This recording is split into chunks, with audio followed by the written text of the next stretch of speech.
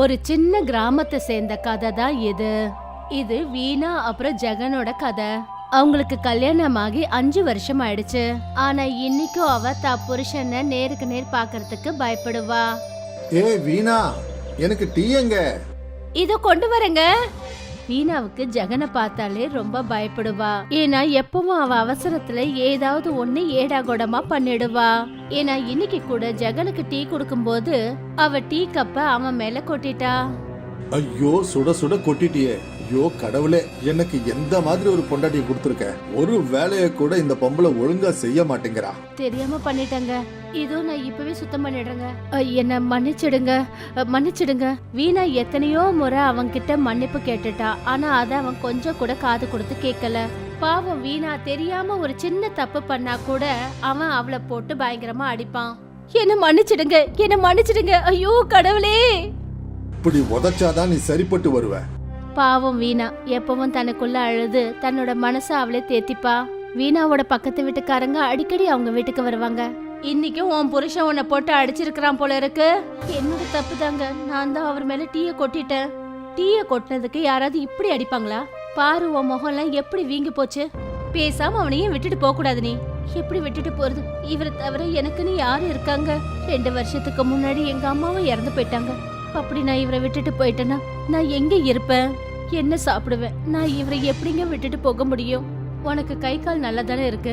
ஏதாவது ஒரு வேலை செஞ்சு உன்னோட வாழ்க்கையை நடத்திக்கலாம்ல. பேசாம இவனை விட்டுடு. வேற வழியே இல்லைன்னா போய் எங்கேயாவது வீட்டு வேலை செய்ய. இல்லங்கக்கா, எங்க அம்மா சொல்லிருக்காங்க, உன் புருஷன் விட்டு போறதா இருந்தா அது உன் புடமா தான் இருக்கணும்னு சொன்னாங்க. இல்லைன்னா இந்த உலகம் உன்னை தப்பா பேசுன்னு சொன்னாங்க. இது ஒரு வித்தியாசமான உலகம். உன்ன மாதிரி அப்பாவி பொண்ணுங்கள தான் தப்பா பேசும். வீணாவோட பக்கத்து வீட்டுக்காரங்க அவளுக்கு எத்தனையோ தடவை சொன்னாங்க. ஆனா வீணா அவங்க பேச்ச கேட்கவே இல்ல. வீணா ரோட்ல நடந்து போனா கூட குனிஞ்ச தலை நிமிராம தான் போவா. அவக்குள்ள இருந்த நம்பிக்கை கூட தன்னை விட்டு போயிடுச்சுன்னு வச்சுக்கோங்களேன். சில மாசத்துக்கு அப்புறம் ஜெகன் வீணாவை ஹாஸ்பிட்டலுக்கு கூட்டிட்டு போனான். அங்க டாக்டர் வீணாவை செக் பண்ணாங்க. வாழ்த்துக்கள், நீங்க கூடிய சீக்கிரத்துல அப்பாவாக போறீங்க. இது ரொம்ப நல்ல விஷயம். ஆனா மேடம், குழந்தை பையனா பொண்ணா? அது நான் எப்படி சார் சொல்ல முடியும்? அது என்னன்னு பார்த்து சொல்ற மாதிரி யாராவது இருக்காங்களா? நான் பணம் கூட கொடுக்க தயாரா இருக்கேன். அத நான் தெரிஞ்சுக்கிறது ரொம்ப அவசியம் மேடம். டாக்டர் கொஞ்ச நேரம் யோசிச்சுட்டு அப்புறமா சொன்னாங்க, இப்படி சொல்றது சட்டவிரோதமான செயல். இருந்தாலும் நீங்க நாளைக்கு இவங்களை கூட்டிட்டு வாங்க. இது என்னோட பர்சனல் கிளினிக்கோட அட்ரஸ். இதுக்கு 10,000 ரூபாய் செலவாகும். சரிங்க மேடம், நான் 10,000 ரூபாய் கொடுக்கறதுக்கு தயாரா இருக்கேன். வீணா வீட்டுக்கு திரும்பி வந்தா. ஆனா ரொம்ப கவலையோட இருந்தா.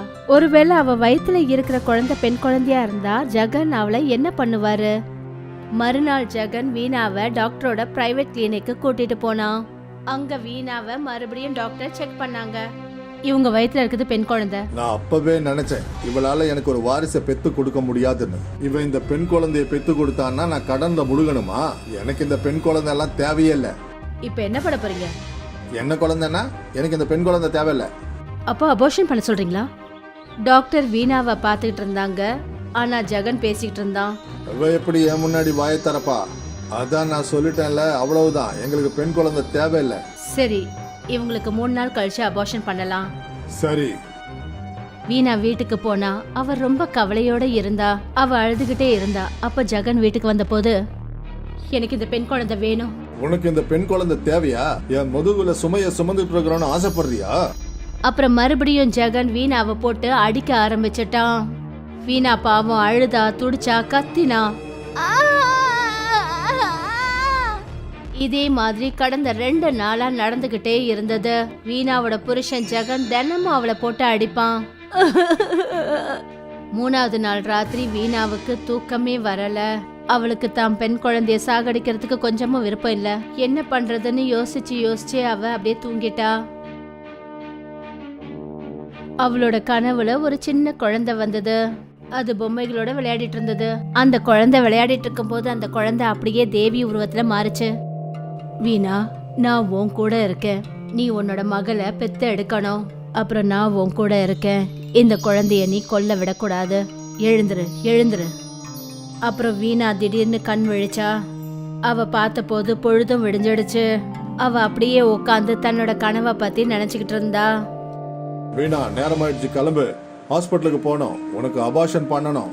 நான் ஹாஸ்பிட்டல் வர மாட்டேன். என்னோட குழந்தைய நான் கொல்லவும் மாட்டேன். என்ன என்னையே எதிர்த்து பேசுறியா நீ? உன்னை என்ன பண்றேன்னு பாரு. இப்போ பாக்குறேன் உன்னை என்கிட்ட இருந்து யாரு காப்பாத்துறாங்கன்னு. இந்த தடவை ஜெகன் வீணாவை அடிக்கிறதுக்கு கைய ஓங்கினப்ப அவ தடுத்து நிறுத்தினா. வீணா ஜெகனோட கைய முறுக்கினா. ஏதோ அவ உடம்புல ஒரு புதுவிதமான சக்தி உருவான மாதிரி இருந்தது. விடு விடு விடு என் கைய. உனக்கு எவ்வளவு தைரியம் இருந்தா என் கைய போட்டு முறுக்குவ? என் பொண்ண நீ கொல்லுவியா? எங்க என் குழந்தை மேல கைய வச்சு பாரு, உன் பேரையே நான் அழிச்சுடுவேன். வீணா ஓங்கி ஜெகனோட கன்னத்துல அரைஞ்சா. அப்புறம் அவன் நேரா வீட்டு வாசல்ல போய் விழுந்தான். அக்கம் பக்கத்துல எல்லாம் கூட்டமா வந்தாங்க. வீணா ஜெகனை அடிச்சு நேரா போலீஸ் ஸ்டேஷனுக்கு அவனை இழுத்துக்கிட்டு போனா. அங்க வீணா டாக்டர் மேலையும் ஜெகன் மேலையும் போலீஸ் கிட்ட கம்ப்ளைண்ட் பண்ணா. இவன் தான் என் புருஷங்க, இவன் என்ன ரொம்பவே கொடுமைப்படுத்துறான். ஆனா இவன் இன்னைக்கு என் பெண் குழந்தைய கொல்ல நினைக்கிறான். இவன் என் வயித்துல இருக்கிற குழந்தைய செக் பண்ணா, அதுக்கு 10,000 ரூபாய் கொடுத்தான். இவனும் டாக்டரும் சேர்ந்து என் பெண் குழந்தைய கொல்லணும்னு நினைக்கிறாங்க. வீணாவோட கம்ப்ளைண்ட்டுக்கு எஃப்ஐஆர் போட்டாங்க. அப்புறம் ஜெகனையும் டாக்டரையும் அவங்க அரெஸ்ட் பண்ணாங்க. வீணா வீட்டுக்கு திரும்பி வந்தப்ப கிராமத்து பெண்கள் எல்லாம் அவளை வரவேற்றாங்க. வீணா, நீ அவனுக்கு தண்டனை வாங்கி கொடுத்து ரொம்ப நல்ல காரியம் பண்ணிருக்க. இந்த மாதிரி ஆளுங்களுக்கெல்லாம் இப்படித்தான் பண்ணணும். ஆனா இப்ப நான் என்ன பண்றது? நானும் என் வயிற்றுல வளர்ற குழந்தையும் எப்படி வாழ்வோம்? அந்த தெய்வம் எல்லாத்தையும் சரி பண்ணும். அந்த கடவுள் ஒரு கதவை மூடினான்னா நிச்சயமா இன்னொரு கதவை திறப்பான். எனக்கு அப்பள வியாபாரம் இருக்கு. அப்பளம் பண்றதுக்கு எனக்கு நிறைய பெண்கள் தேவைப்படுறாங்க. அப்படி நீ விருப்பப்பட்டினா என்கிட்ட கூட நீ வேலை செய்யலாம். உங்களுக்கு ரொம்ப ரொம்ப நன்றிங்க. என்னோட பெரிய பிரச்சனைக்கு நீங்க தீர்வு கொடுத்துட்டீங்க. அதுக்கப்புறம் வீணா அப்பளம் செய்யறதுக்கான வேலையை ஆரம்பிச்சிட்டா. அவங்க பக்கத்து வீட்டுக்காரங்க மற்ற பெண்கள்லாம் சேர்ந்து அவளுக்கு நிறைய உதவி செஞ்சாங்க. வீணா இப்போ ரொம்ப சந்தோஷமா இருந்தா. ஏன்னா தன்னோட ராட்சசம் புருஷங்கிட்ட இருந்து அவளுக்கு விடுதலை கிடைச்சிருச்சு. அன்னைக்கு அந்த அம்மனே வீணாவை காப்பாத்துறதுக்காக தான் வந்தாங்க போல இருக்கு.